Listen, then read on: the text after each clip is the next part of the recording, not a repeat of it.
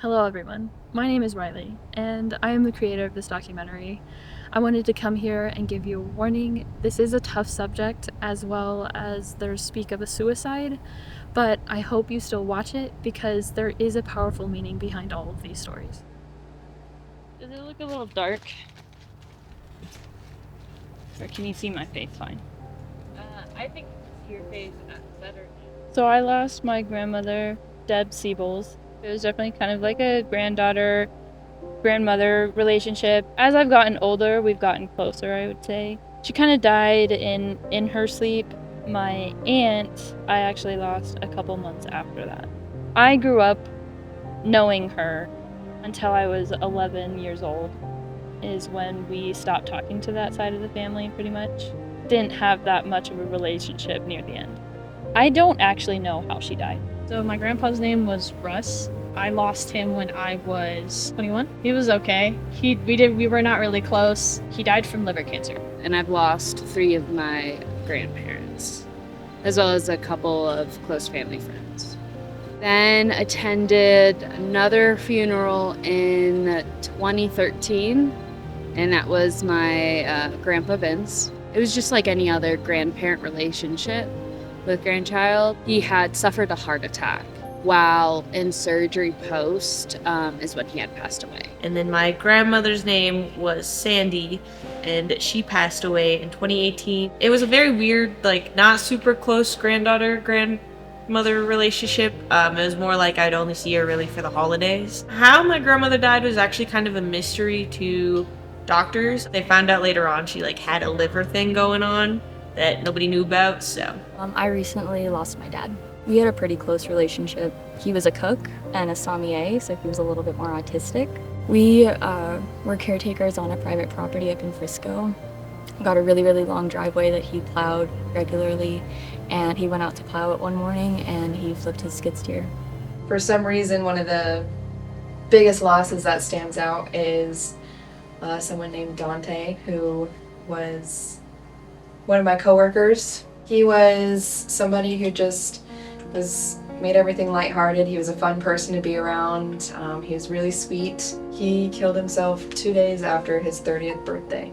For my grandmother, my dad came into our rooms and said, I'm sorry to say, but your grandmother has passed. I definitely was mostly in shock most of the time, so I didn't know exactly how I was feeling, because you just feel numb. With my aunt, how I found out she died, I was at work. After the 3rd time she called, I was like, okay, something's up, I have to answer this, and I excused myself and answered, and I was like, hey mom, what's going on? And she said, Riley, I just found out that my sister, your aunt, had died. Because I was not expecting that, I was in shock for that one as well, but I wasn't as in shock for as long as I was with my grandmother. I kind of just moved on and went back to work. I was more upset that my mom had to go through that. So. And she was like, just so you know, Dante hanged himself last night, and he is in a coma, and he's in the hospital. So the next day I went back to work, and then I went back to my manager and I said, hey, can you tell me what hospital he's at? I want to go see him. What's the deal? And have we heard any news? All that stuff. And she's like, we're gonna have a meeting, hold on. So she brings us around again, we have a meeting, and she says, just so you know, Dante passed last night. He's gone. I found out he was in a coma, and I didn't really expect him to die. I was just like, oh my gosh, this is serious, this is bad. He tried to kill himself, but when he comes out of the coma, we're gonna get him help, we're gonna figure this out. I wasn't really expecting him to pass. But I ran into the bathroom and I just remember screaming, like, no, how did this happen? Why did this happen? Why is this happening? And I was just screaming, and I was just frantically moving around the bathroom, just screaming, no. It was on March 11th on a Saturday. I pick up the phone, I call her, and I knew something was wrong because she was super hesitant to talk to me about any of it and was insisting that I needed to go be with Liam to hear what she had to say. And I was like, wow, okay, something's really, really bad. And I remember stopping and just being like, hey, Mom, who's dead? And she just took this pause and was like, Liz, your dad's dead. And I just remember thinking that this isn't supposed to happen to somebody like me. Like, this is not real, it's fake, this isn't happening. I kept begging her to tell me she was lying. I told her I wouldn't be mad, just please tell me you're lying. And I missed a call from my mom, so I called her back, and she's like, hey, Grandma passed away. And I was just, the darkness enclosed on me, even more than it already was. I was just like, I'm alone, that's it, we're done. Just, I don't know, it was hard trying to process the fact that she was gone, being that I had it delivered by phone, and the fact that, I hadn't seen my grandma a few months before that had happened anyway, so I didn't even, think about the fact that she could have passed at any moment. My dad sat my siblings and I down, and he had told us that his dad had died.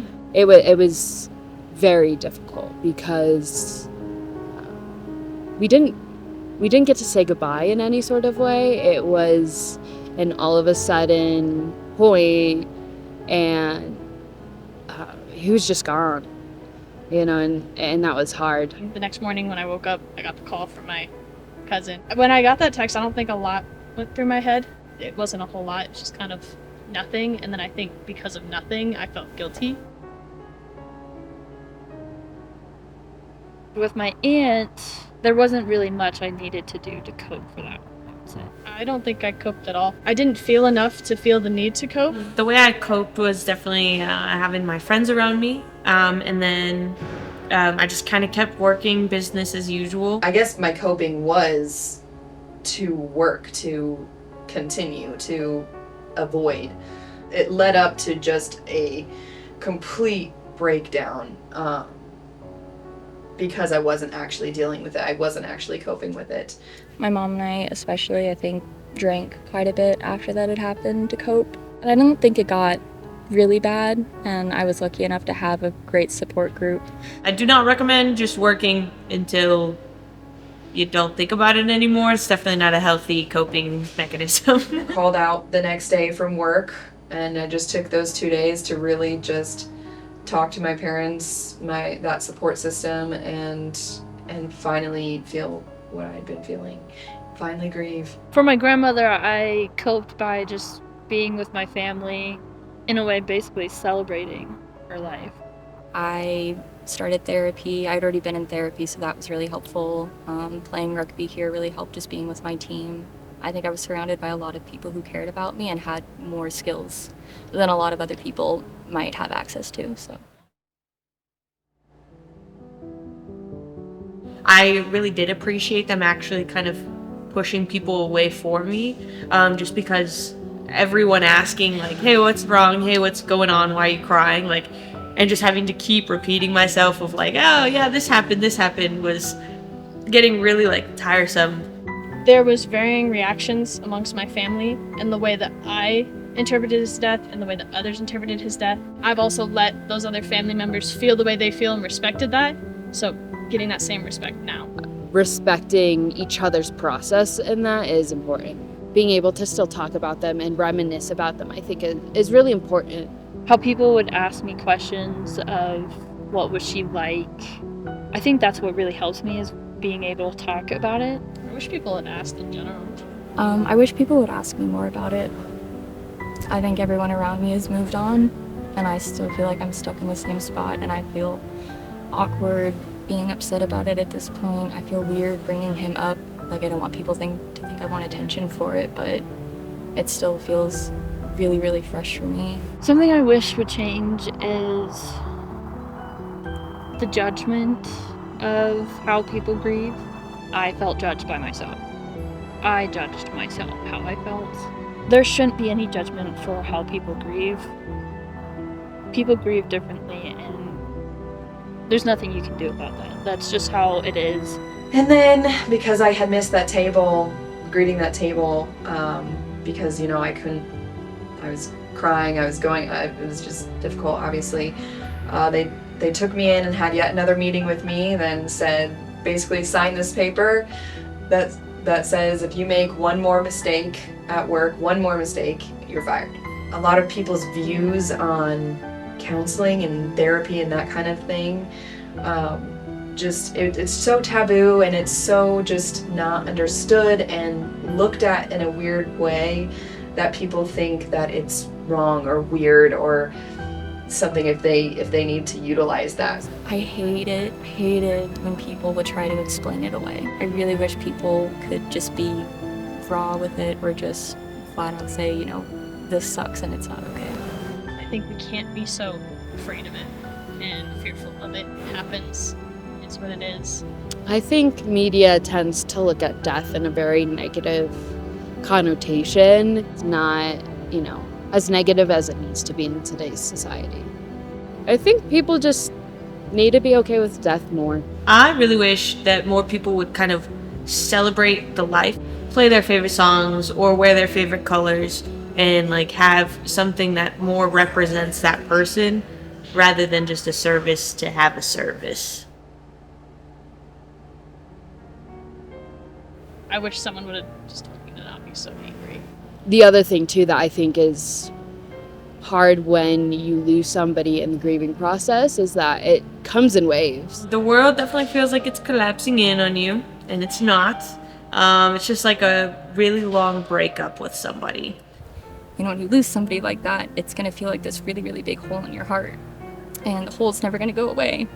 But as your life goes on, your heart gets more full, and the hole's gonna feel smaller as it gets more full. It's that it starts off like just getting through the minute. So moving to that next minute, and then knowing that those minutes will eventually turn into hours. And once you're now making it to the next hour and the hour after that, it just becomes getting to the next day. Don't worry about what you think you're supposed to be feeling. Just allow yourself to feel how you feel. However you grieve is okay. You don't have to follow a certain thing. It doesn't have to look this way. Everybody is different, and it's okay. You still get to be around, so it's worth it to make your experience something great. Go with the flow, feel the emotions, you know, be sad when you need to be sad, but take it a minute at a time. So amazing, and it was so cool to see how many people in our community he touched that he had no idea that he did. So I just would want him to know that I'm going to do my best to be like him in that way. Russ, you made me. I appreciate you. I appreciate your existence. I appreciate the impact that you made on others in this world. And I hope that, you know, you live the happiest life you could have. I hope you have no regrets, and wherever you go next, I wish you nothing but the best. To those who have passed, I will continue to look for butterflies and for change on the ground as long as I can live, because I know ultimately that's as if you guys are all thinking of me. So, thank you. I hope you guys are in a great place, and I know you are watching over me, and I love you both very much. Peace.